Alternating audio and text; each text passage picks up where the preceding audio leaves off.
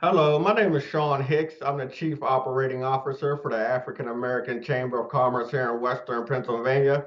And today we have partnered with EMSDC, the Eastern Minority Supplier Development Council, and WBEC-East, which is the Women's Business Enterprise Center. Today we want to teach you the processes to obtain your MBE certification, that's Minority Business Enterprise, your Women Business Enterprise or Disadvantaged Business Enterprise certifications. We're doing these types of webinars to get people prepared for the NFL draft, which were awarded in 2026, and opportunities will be coming up, I believe, in the beginning of April. First, we're going to have Darius Hurst Rodney, who is the Director of Certification for EMSDC, present, and then following him will be Colleen Lacoste, who is the Director of Certification and Business Development for the Women's Business Enterprise Center. Darius, you're on. Yes, sir. Thank you for having me, and thank you guys for joining us today. I'm going to share my slides. All right. Okay. Hope everybody can see them. All right. So, again, my name is Darius Hurst Rodney. I am Director of Certification here at the Eastern Minority Supplier Development Council. We are a affiliate of the National Minority Supplier Development Council, which will have 23 other regional affiliates, meaning if you're certified by us, then you are eligible to do business across the entire United States, not just the region that we cover. All right, so as I was saying before, yes, we are one of 23 national affiliates. We span the entire United States. Our coverage region is Pennsylvania, Southern New Jersey, and Delaware. We essentially help minority-owned businesses develop and grow through various different workshops, trainings, things of that nature.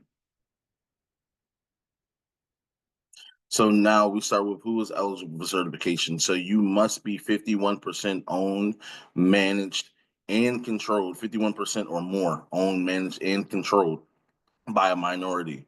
Minorities for our council is outlined as Black or African American, Hispanic or Latino American, Native American, or Asian Pacific American, or Asian Indian American. There are a few people that are excluded from this certification, and those people are anybody who's a green card holder.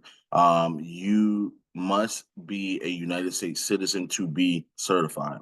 Also, if you're from Northern Africa, Egypt, Libya, Morocco, Algeria, things of that nature, the Iberian Peninsula off of Spain and Portugal. Obviously, those places are in Europe. Asia Minor regions, peninsula between the Black Sea and the Mediterranean, Persian Gulf, Middle Eastern, like Iranian, Iraq, Saudi Arabia, things of this nature.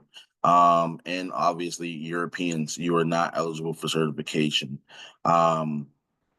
An MBE also must be a for-profit business, regardless of your size. You can be a startup or you can be a $500 million corporation. You must be for-profit, however. And again, you must be controlled by at least 51% minorities. All right, so how does our process look? So first, you're going to start with the application. Our application is online. Actually, if you go to our website, emsdc.org, in the top of the website, there's a button that says recertification/certification. You click that, that'll take you directly to our application, which will lead you to our portal. You're going to submit your application along with all documentation, after which that process is done. I will then review your documentation to make sure that you have everything that we are asking you for. And if you do not have everything that we are asking you for, then I will go ahead and send you an email and ask you for the subsequent documents to make your application complete. After which we will hold a site visit. It would either be in person or virtual. If you are at home business, you will 100% have a virtual site visit. We do not visit people's homes. However, if you have storage or some sort of office or manufacturing bay, but of that nature, we may conduct a site visit on site. But if not, it will be via Microsoft Teams virtually. This site visit is just a summary, essentially, of what you put on your application. It'll go towards the committee meeting, and the committee is going to look at this. So when we are doing a site visit, just make sure you are 100% truthful and honest in your site visit as well as your application, to make sure that you can put your best foot forward going into committee. Committee is made up of our corporate members who you will want to do business with in the future anyway. They're going to decide if you're eligible for certification. If for whatever reason you are denied certification, you will have 30 days to write a written appeal as to why you believe that you should be eligible for certification. And if you did know, that was the next step after the site visit, is the committee meeting. We meet the third Thursday of every month. After that, you go on the board review. Once the board reviews everything and make sure everything is copacetic, you will then be sent out your welcome packet. Your welcome packet, as well as your certificate. When you receive both of those, you are certified. We will then invite you to our You're Certified What's Next webinar, which will house everything that you need to know to navigate the council. Now, this process generally takes about 90 days or so. So just give us some time here. I've seen it go shorter, I've seen it go longer, but this is all depending on if you are eligible to be certified, A, and B, if you submit all your appropriate documentation in a timely manner. Now, you might be asking me, well, what is the fees? So, fees, if you're a class one, meaning you make less than $1 million in annual revenue, or a startup or what have you, your initial certificate fee is $300 to get certified. When you recertify, that fee will be $500 if you are still in class one. If you are late, then you'll incur a $150 late fee. Now, class two is anything from $1 million to $10 million. You will have a $750 initial certification and recertification. Recertifications are every year, by the way. Your certificate is good for exactly 1 year. Class three is anybody who made over 10 million but less than 50 million. Your fee is $1,000. And anybody who made over $50 million, then your fee is $1,250. And if you tell me you can't afford that after making $50 million, I will laugh. Again, all of these things will be done on emsdc.org, where the portal is housed. Once you make your payment, you're good to go on recertification after submitting your affidavit. But during initial certification, once you make then you essentially begin your full process. All right, so here are a few documents that you will need. You're going to need proof of ethnicity, meaning driver's license, birth certificates, family death certificates, if at all need be. You'll also need your passport if you have a passport. Your financial documents. We take 2 years of business taxes. Now, if you are a startup, obviously you do not have that. So we're going to take 2 years of personal taxes. When you upload your taxes, please upload the entire tax form. Do not just upload a profit and loss form. Do not just upload a K1 form, and upload the entire thing. Reason why is I need to be able to make sure that you are who you say you are and do what you say you do, and you're the only person. If you say you're 100%, you're the only person running the business. If you say you're 51%, then I have to see who's the 49, and then I have to verify them. Also, if you are in a partnership, JV, or anything of that nature, I need to know who your partners are. So I need their documentation as well as your documentation. So if you're in a 5149, I will need their driver's license as well. You're going to need to list your work history, your resume, any sort of bonding capacity. If you're a DBA, I need your fictitious business statement. I'm going to also need your bank signage card, just so I can know who is withdrawing from the bank, your P&L. I also need your corporate bylaws, your operating agreement, stock ledger. We're also going to need a stock certificate. So these are additional documents that we'll need. So just make sure that you take your time and fill out the entire thing. All right. So as I was saying, you will be reviewed. Once we're going through review, we're going to heavily scrutinize to make sure that you are, in fact, a minority and not necessarily a non-minority. We're going to make sure that if you're 5149 with a non-minority, that person cannot take control of your business. Actually, that's one of the questions on the site visit form. Do you have any companies or people who can take control over your business for any contractual reason? So you want to make sure that your company is a true MBE and it cannot be taken over by any other corporation. Site visit, like I said, we're going to do it via Zoom or Skype, FaceTime, but generally it's my Teams, or you'll be in person. If you're in person, then essentially it's just the form, and then you're going to show your facility or your place of operation. If we're over Zoom or we're over any other capacity, then we're going to make sure that we just go through your documents and you answer everything truthfully and honestly. So again, average to take 60 to 90 days. Once the determination is made by the committee, then you will receive your application. Your certificate. If for whatever reason you are not eligible for certification, you'll have 30 days to write a written appeal. Please don't come to our office. Write a written appeal, and then we will go through the next time we go through committee. Now, there are a few dates that are going to be essentially kind of shaky for certification as we kind of close towards the end of December. So the last Thursday of the month is generally when we do these things, except for October, November, and December. Just because there's a ton of different holidays, we are not open on holidays. All right. At this time, if anybody has any questions for me, please feel free to ask me. Here's my contact information here. My email. Here's Kayla, who's also our recertification coordinator, her email, and then also Leah Bunch, who is director of MBE services.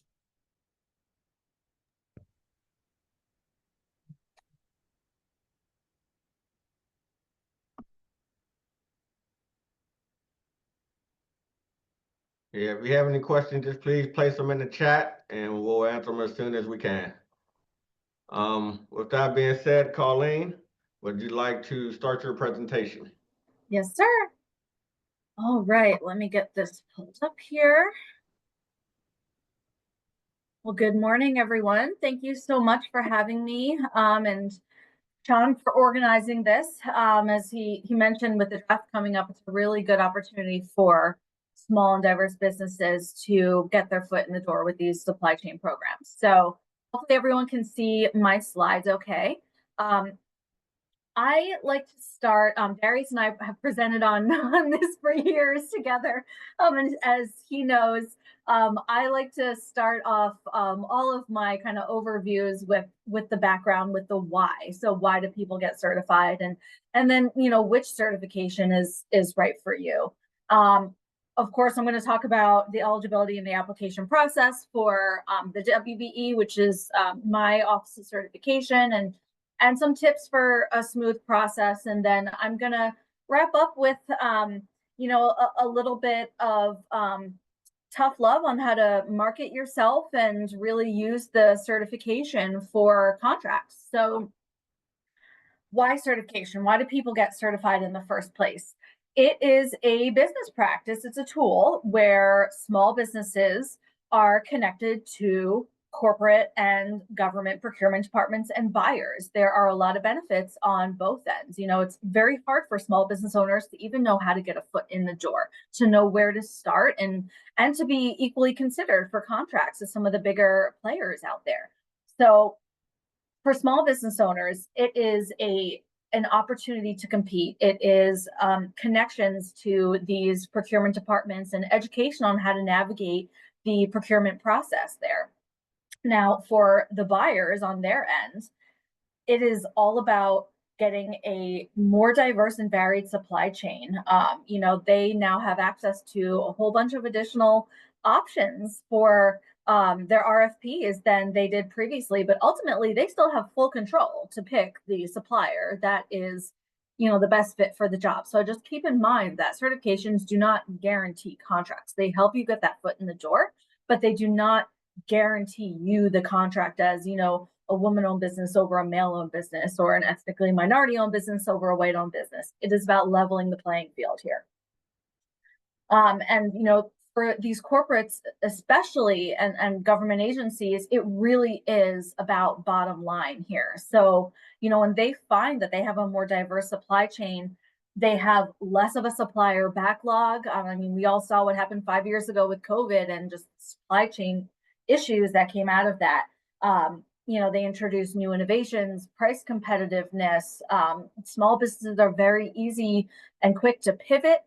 You're often working directly with the owner of a small business. So, there are a lot of strong reasons in the bottom line for corporates to diversify the small businesses that they work with. That being said, keep that in your mind, right? How can you be a part of this? How can you be a part of bettering that bottom line? What is it about your company? Is it, that you're able to have better pricing because as a small business, you cut out the middleman, or that you truly do have an innovative way of doing something, or you truly do have a superior product that will save them money in the long run? Just keep that in mind.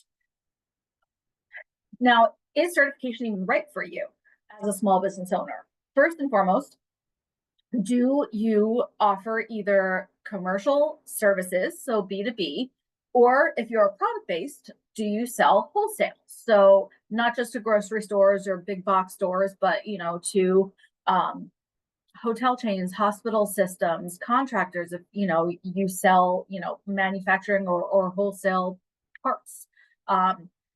Who is your client base? Because your client base is really going to tell you then what certificate that you need to pursue. So also, if you are a brand new startup, just think if you are ready yet. For some startups, all they need is their brain and a laptop and they're ready to go. But for others, really think, are you ready to start bidding on contracts and successfully fulfilling them? Because if you have just launched your business and you are a year away from even, considering bringing on clients, it's an investment in your time and money to get any certificate. So just think about when you're going to be able to use it. Now, which certification is right for you? That is a big, big question that I want you to ask before applying for any certificate program. So the last thing I want for you guys is to get to that critical point where you're either bidding on something or you're being seriously considered for a contract, and they come back and say, oh, do you have this certificate? And you say, oh no, I have this other one. And I just never want you to be in that position. So that being said, there are 5 national certifiers, which are the most widely accepted of all the certificates. My colleague Darius just spoke about one of them, NMSDC, the MBE certificate. I will talk about another one, the WBEC certificate. There's also NGLCC provides the LGBT-owned, Disability In provides the disability-owned, NAVOBA provides the veteran-owned. And these 5 certificates are most widely accepted across the country.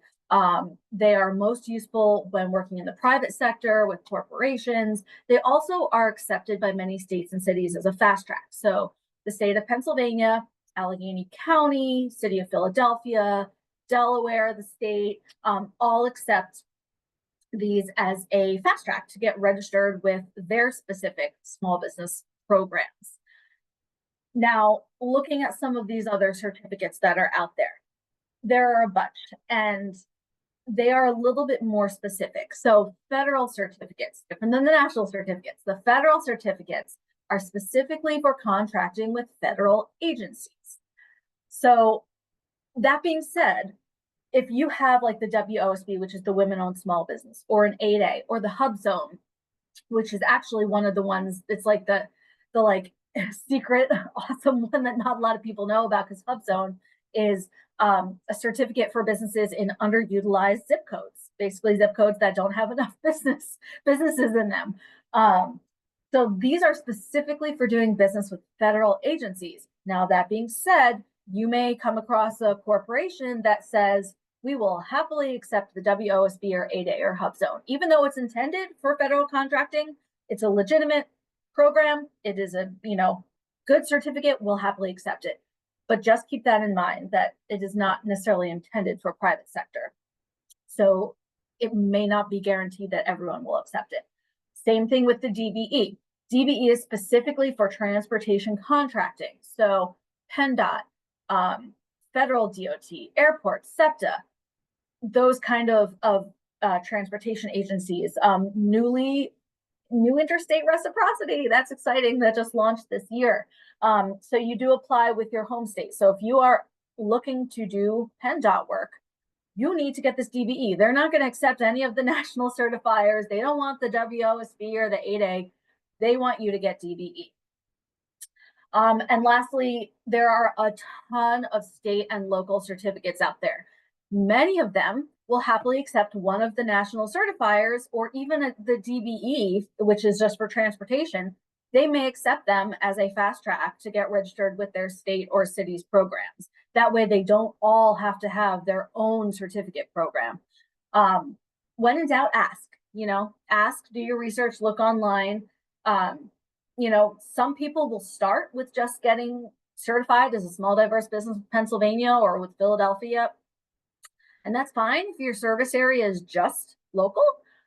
But I would recommend really starting with one of these national certifiers and then using them as a fast track to get registered with other states and agencies that accept it.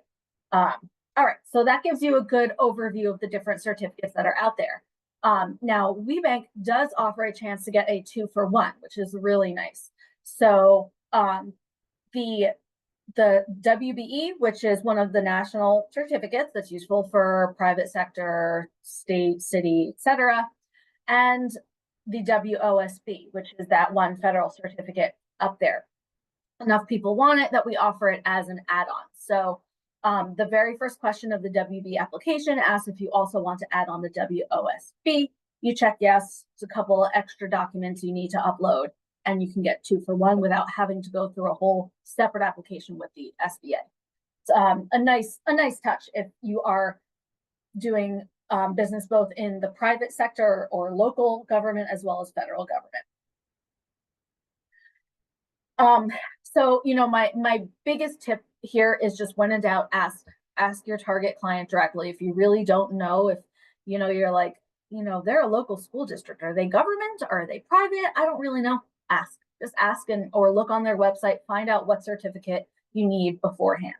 And many people have more than one. If you're doing business in multiple sectors, you will likely have more than one. I know many people who have both the WBEC certificate and the NMSDC certificate because it's two separate networks. It is, different corporations that are more active. If you are just here to expand your client base as much as possible, it can't hurt to have more than one. But I just also want you to be wary of self-certification programs. They are falling out of favor, pretty widespread, because there is, a lack of verifying that is done. There's a reason the federal government got rid of self-certification for the WOSB about 4 years ago, is because a lot of people were self-certifying that should not have been. So just keep in mind that, ease of self-certification programs is not necessarily a good thing, and they are not that widely accepted. Okay, so let's talk about the WBEC certification. Just like NMSDC, we are a national organization. We are divided up into 14 regions. There are over 20,000 certified WBEs nationwide, over 500 corporate members nationwide. And it is one application, one national certificate, so you can use it in any state, city. I know many of you are probably out in Pittsburgh. You can absolutely use it in Ohio. And if you ever move, it's very easy for us to transfer you to another region. Now, our specific region, WBEC-East, covers applicants that are in Pennsylvania, Delaware, and the southern half of New Jersey. So if you are in that area, you are automatically routed to my team. We have an office in Philadelphia and an office in Pittsburgh, and we have over 1,800 WBEs and over 60 corporate members that are active locally. So even though we are one of the smallest with footprint, we're the third largest in the nation and the biggest on the East Coast in terms of how large our network is. So it's a pretty great area to be in. So what is a WBE? Not just about ownership. And this is the same as the MBE. It's the same as the veteran-owned, the LGBT-owned, and the disability-owned. It is not just about ownership. It is about who runs the company and controls the company as well. It is about who is at the helm driving this business. So let's break that down a little bit further. You must be for profit. We don't certify nonprofits, and you must be incorporated, meaning you must be launched. If you're in the state of Pennsylvania, you have to have that business registration. But that being said, there is no minimum in terms of how long you've been in business. There's no minimum in terms of revenue. I have seen businesses that launched 6 months ago and haven't gotten any clients yet, because they have one big client that wants them to get certified before they, work with them. So we totally understand that. 51% ownership by a woman or women, multiple women. We do not round up. It is not 50.5. It must be 51% or more. So whatever that ownership looks like, if you're, an LLC, it's defined in your operating agreement. If you're a corporation, it's all stocks, not just voting stocks, not just Class A. If you're a 50-50 partnership, you better both be women. And if you have like an equity plan in place or a stock option plan with employees, whatever that looks like, 51% or more. The women owners have to be U.S. citizens or legal permanent residents in any U.S. state or territory. A woman has to have the highest office. I don't care what that office is, if it's president, CEO, managing member, whatever it is, a woman has to be in there in more than just a figurehead manner. She has to actively be overseeing the company, have that technical expertise, supervising those technical operations. Not saying that she has to be one that's actually out there like welding things, but she should know enough about that trade that she can hire people and supervise those people and know, when a good job is being done and oversee project completion. She has to essentially be essential to the business. She cannot just be a figurehead or just managing, administrative tasks. So a situation where you have, a business where a woman has been working as, the CFO, but she doesn't have any of that technical expertise. She's given that CEO title, the extra 1%, but she doesn't have that technical oversight. That is not certifiable. And that goes along with, the business has to be functioning independently from a male-owned company. So taking a look at family businesses that are intertwined or, a business that may be getting contracts and then passing them all off to a single company for fulfillment, those are not eligible. The WOSB, which is that federal certificate add-on, all the same criteria as the WBE. You also must meet a SBA size standard to be considered small, which is exceedingly generous. I think maybe we deny one application a year for being way too big, and it's very generous. And the owner must also work in the business full time, which the SBA defines as 30 hours a week during normal working hours.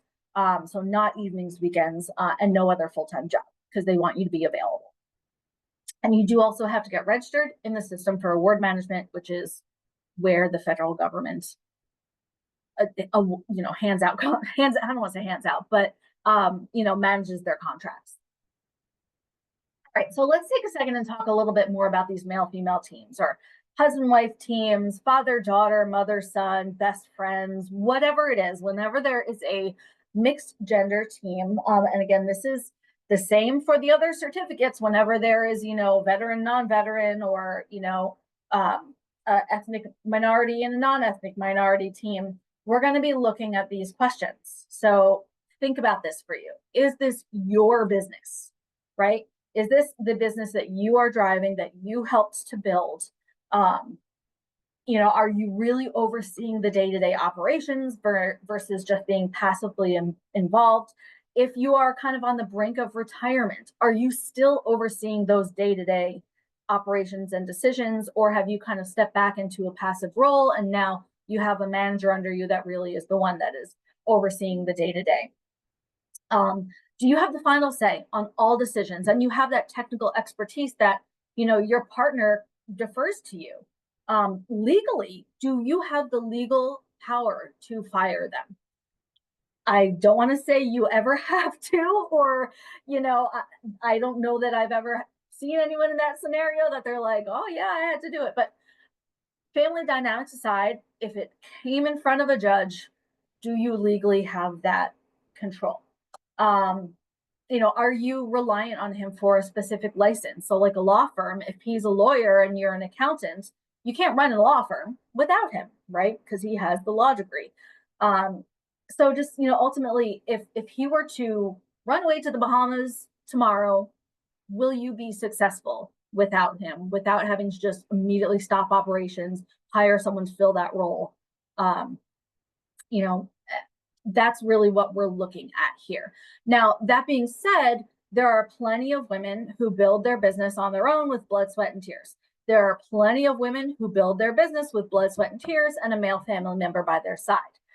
They are both legitimate business owners here, but we just want to make sure that she is actually invested in this business today. She has been one of those that has built it up with blood, sweat, and tears and is actively overseeing it. Not saying that he can't have, a just as much technical expertise or, an integral role that they are a partnership, but ultimately she does still have to be able to be successful without him. Okay, there is also a cost to apply, similar to the NMSDC certificate.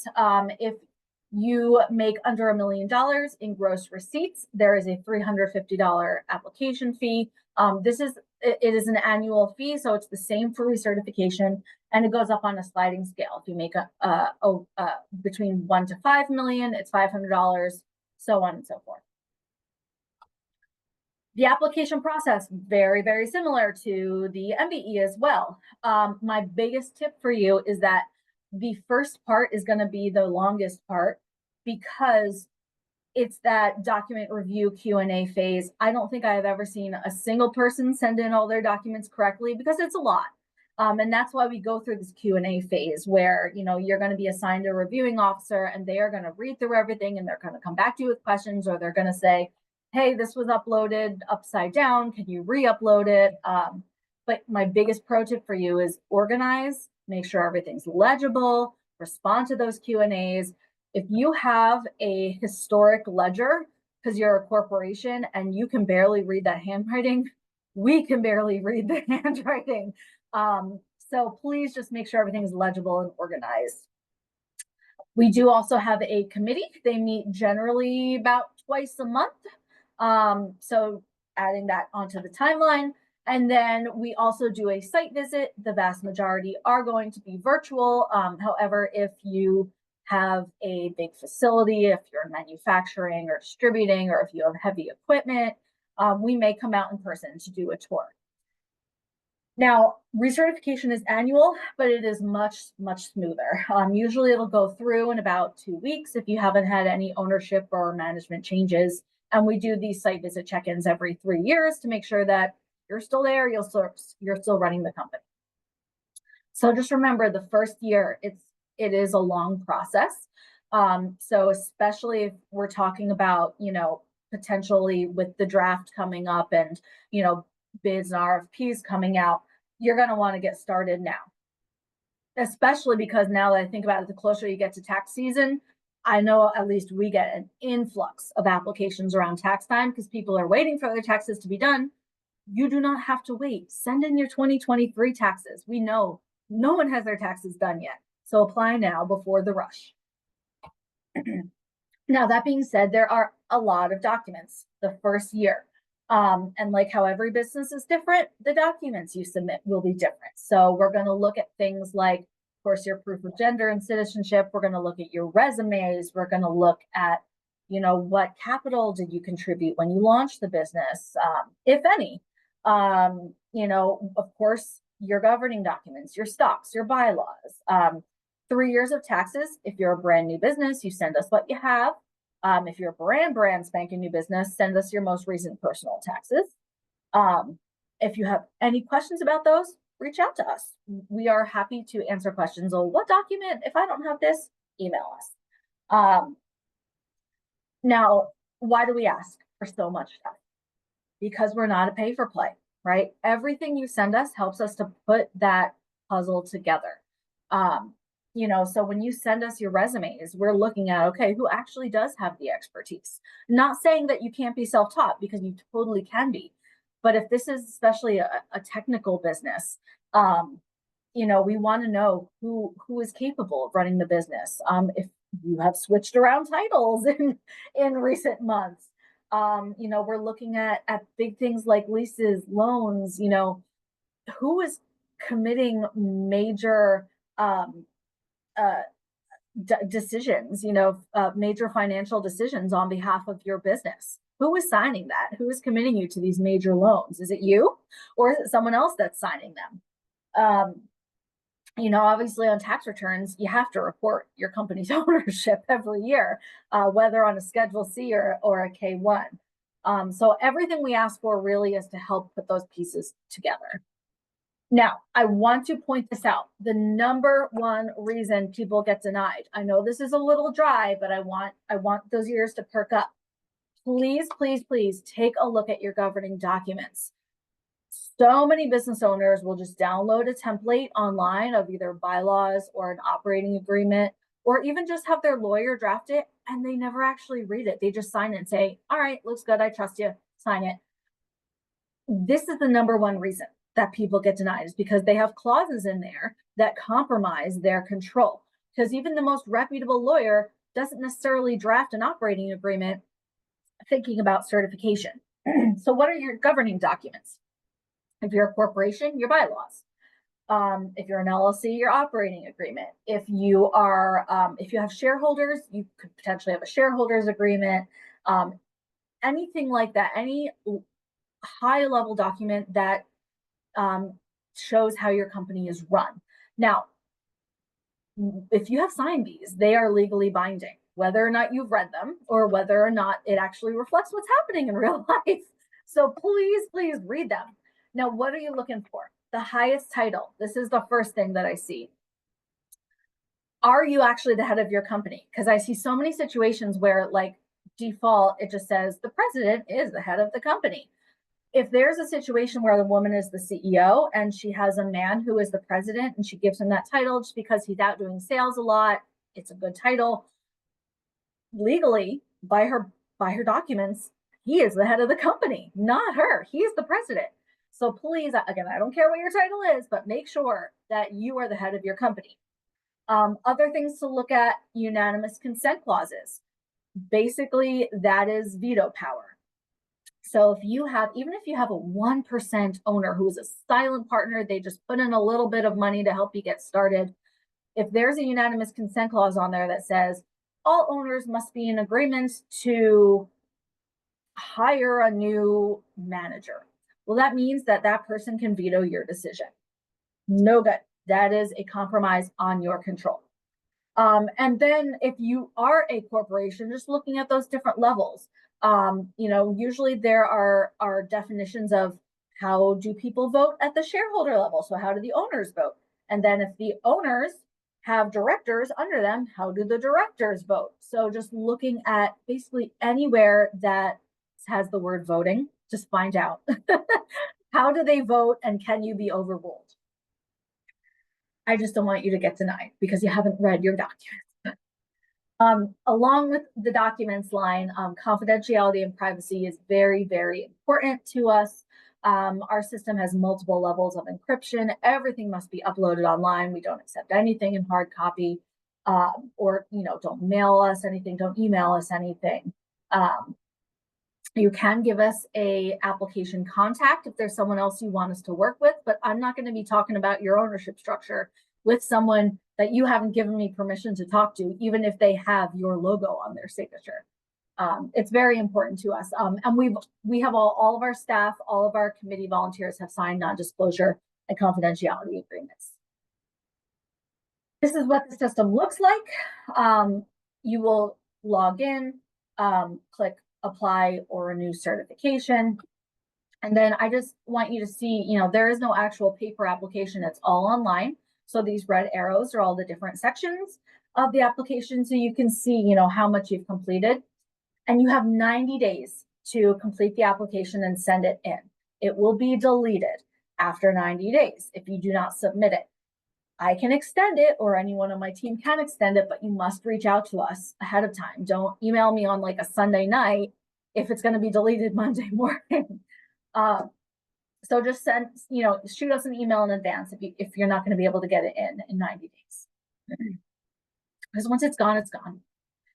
So my tips for getting through the process, first and foremost, organize, make sure everything's legible, submit everything as one as much as you think you can. If you're like, oh, there's so much stuff, they won't even notice. I won't, I didn't submit this. We will. We'll see it and we'll ask for it. Type everything in professionally, because when you get approved, all that info is going to go right into the directory. So if your business name is spelled incorrectly on your certificate, it's because you typed it incorrectly. So please proofread that. Put the woman owner's email address in the application. It is her certificate. Even if you have an admin helping you, they can be put in as, that extra contact, the application contact.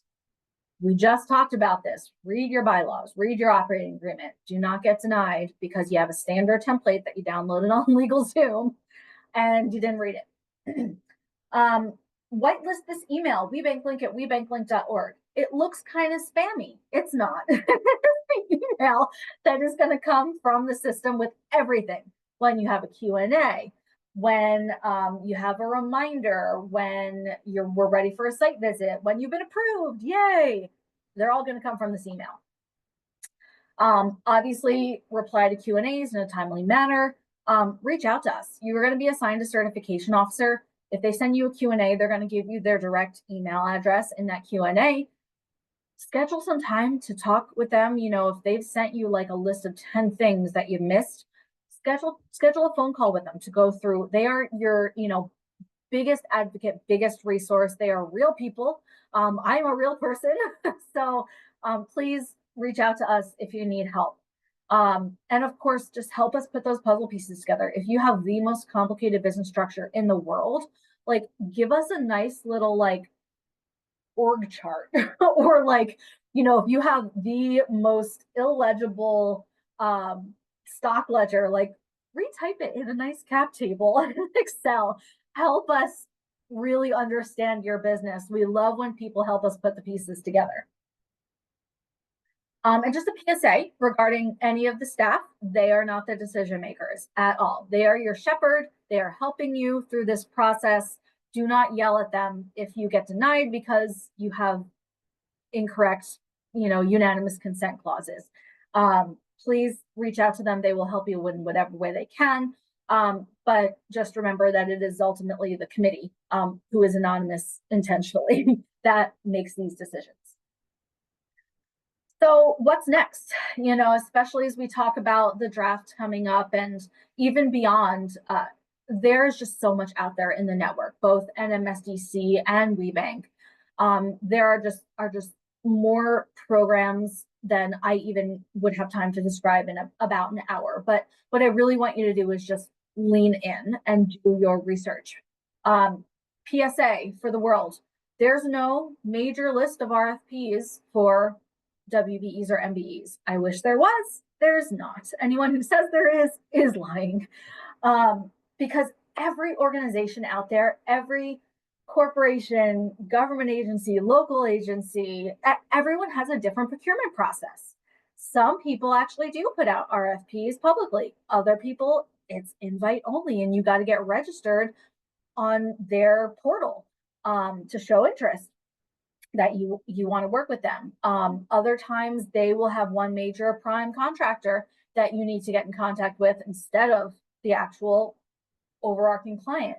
A lot of them have suppliers, small business events. Definitely show up to those. So this is where the network really comes into play and really helps, because once you get certified, NMSDC and WBEC, realize that it's hard to know where to go. And that is why the whole other half of our networks are corporate procurement officers that are here to educate you and answer your questions. And we are always trying to connect you guys. So you really need to lean into that, though. You got to start building those business relationships and really taking a look at, who are the clients that you can be successful for. So, having a certificate, it's not a strategy, it's not a marketing plan, it's not a person that's going to go out and pitch your business on your behalf. It's a piece of paper. If you don't do anything with that piece of paper, it's not going to do anything for you. So you really need to wrap it into your marketing plan and understand, what is the bidding environment in my industry? What is the networking environment? You know, am I suited to be a subcontractor or a prime contractor? Who are the corporations out there that I can really deliver success for? And are my marketing strategies effective? Just period, at all. Because if you got to really, you know, if you have no marketing plan or no marketing strategies, a certificate is not going to create that for you or improve that for you.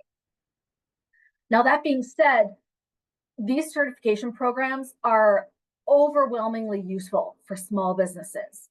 I know specifically in my network, 80% of our WBEs are under that 5 million revenue.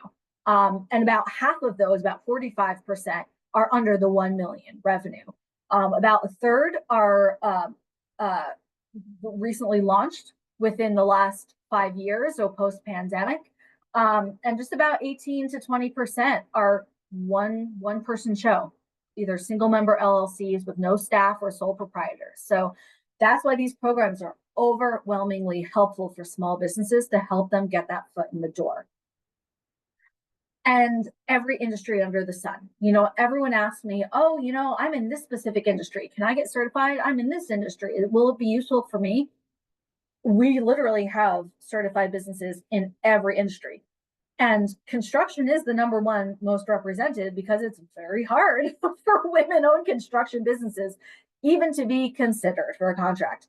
In today, 2025, the amount of women in business and construction that I talk to that say they get laughed out of the room is just mind-blowing. So every industry under the sun, it just really goes down to, who are your clients? Are you doing commercial services or wholesale products? And, you know, that being said, I don't want you to limit yourself just to WBEC-East or EMSDC. If you are just looking at one or both of us for these networking opportunities, you are so missing out. First and foremost, MSDC and WBEC are national organizations. That means you have access to the events in all of the regions nationwide, as well as the national conferences. Your local chambers. I mean, there's a reason here that we are here right now presenting this for the African American Chamber of Western PA.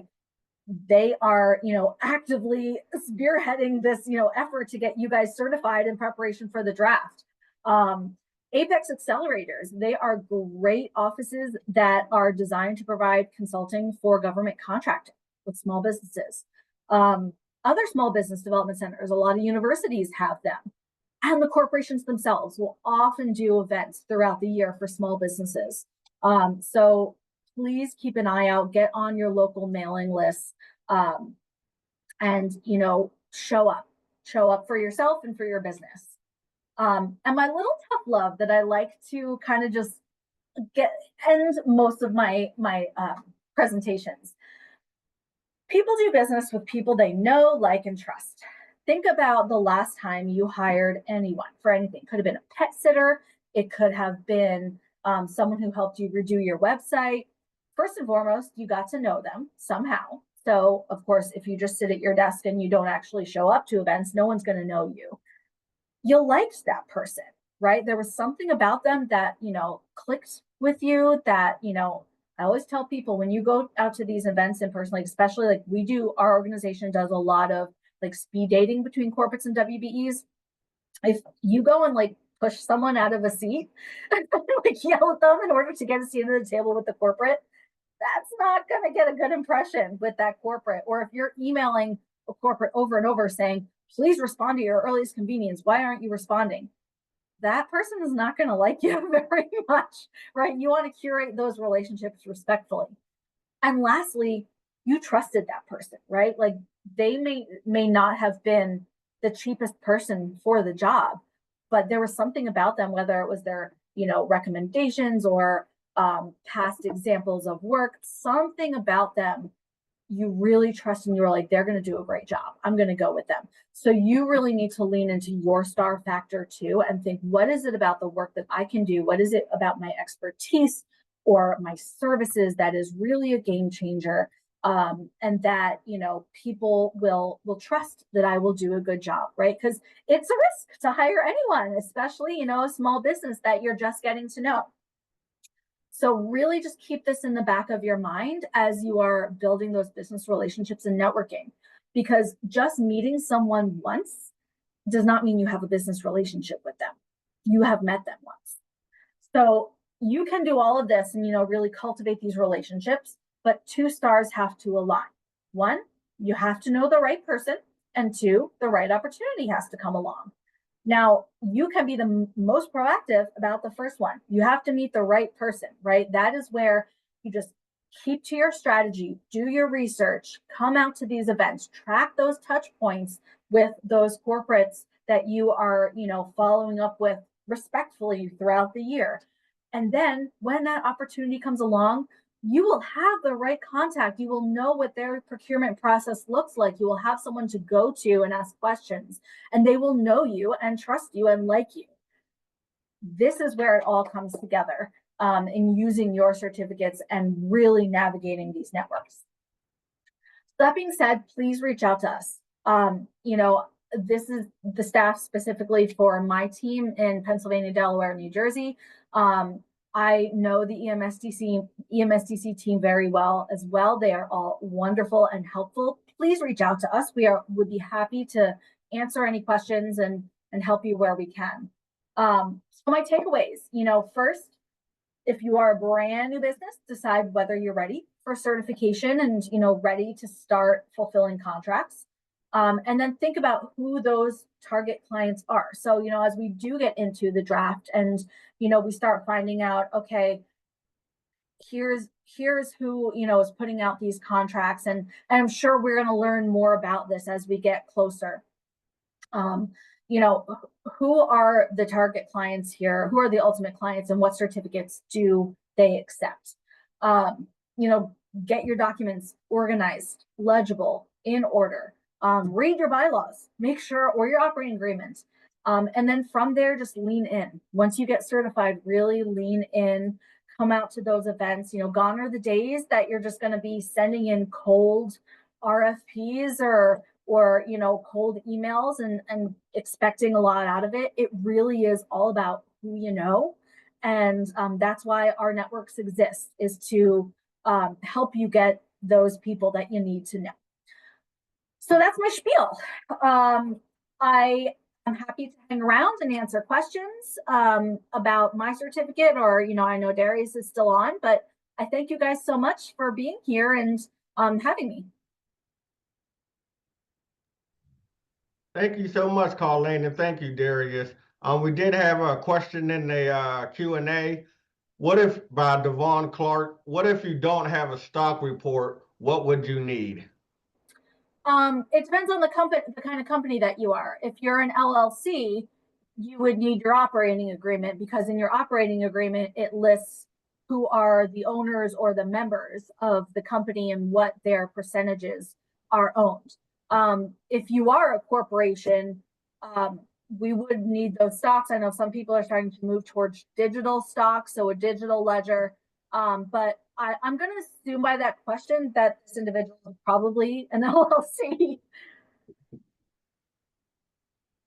All right. Are there any other questions from anyone? I see there was one. What draft am I referring to? So, Sean, do you want to talk about the draft that's coming up in 2026? Well, yeah. Well, actually, yeah, the draft that Pittsburgh has been awarded in 2026. There are two information sessions coming up. One on March 3rd, another one on March 21st, in which I will be sending out the information in regards to those two information sessions for you to learn what's available for the draft. Wonderful. All right. Well, once again, I'd like to thank Colleen and Darius for taking time out of your busy day to present to our members and other small business and minority business owners. Oh, we got another question. If we are to support those considering to participate in the draft, is there any priority to be given to those for the application process? Are we talking about the application for the certificate? Because for applying for this certificate program, we don't, we go specifically by the eligibility. We don't, give any preference. We don't waive eligibility clauses for someone if they're planning on participating in the draft. But obviously we will try to get people through the process as fast as possible. Awesome. All right, all the participants, we will be sending out a copy of the slides and a survey to let us know how our presenters did today. And this concludes our certification webinar. Everyone have a good afternoon, and we'll see you later. Thank you. Thank you.